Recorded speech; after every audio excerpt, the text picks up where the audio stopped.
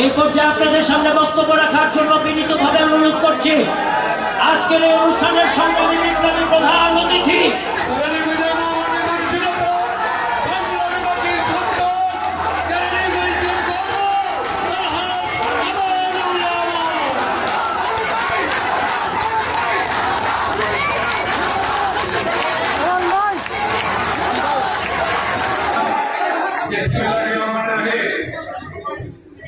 Chairperson, তিনবারের প্রধানমন্ত্রী, গণতন্ত্রের মা, দেশ নেত্রী বেগম খালেদা জিয়ার সুস্থতা কামনায় রুইপুর ইউনিয়ন বিএনপি এবং অঙ্গ সংগঠন আয়োজিত দোয়া মাহফিলের সম্মানিত সভাপতি উপস্থিত একটু আগে যারা বক্তব্য শুনলেন ব্যারিস্টার ইরফানুল নিয়ামত আমি এবং আমার ডান দিকে বাম দিকে অনেক নেতারা বসে আছেন। উপস্থিত রুইপুর ইউনিয়নের শ্রদ্ধেয় বিএনপি এবং অঙ্গ সংগঠনের নেতৃবৃন্দ, মা বোনেরা, আসসালামু আলাইকুম। আল্লাহ তাআলার বিশেষ রহমতে, আল্লাহ তাআলার ইচ্ছায় সবকিছু হয়, ঠিক না? আল্লাহ কি না করতে পারে? আল্লাহ কি না করতে পারে? আল্লাহ সূরা আল ইমরানে আছে, আল্লাহ দিনকে রাত, রাতকে দিন, বাদশাকে ফকির, ফকিরকে বাদশা, রাজ্য দান করেন, রাজ্য কেড়ে নেন, পৃথিবী সৃষ্টি করেন, পৃথিবী ধ্বংস করেন, জীবিতকে মৃত করেন, মৃতকে জীবিত করেন। কে করেন?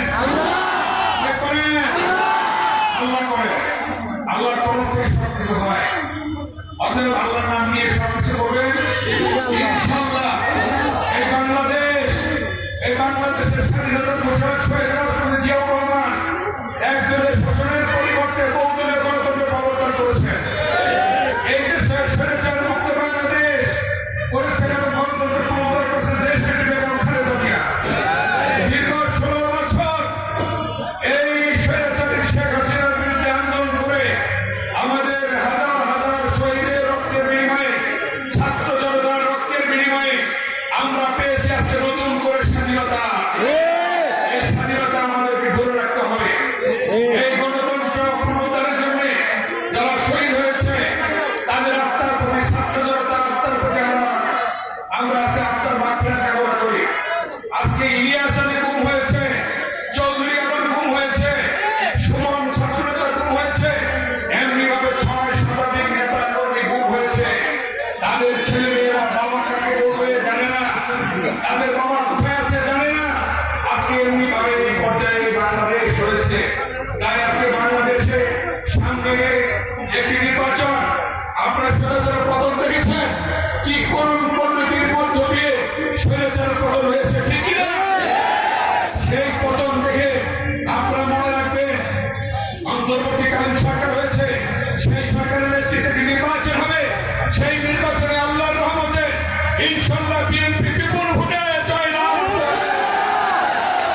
এবং এই রুইপুর ইউনিয়নে আপনারা জানেন এই যে রাস্তা, এই যে কানেক্টিং ব্রিজ, আপনাদের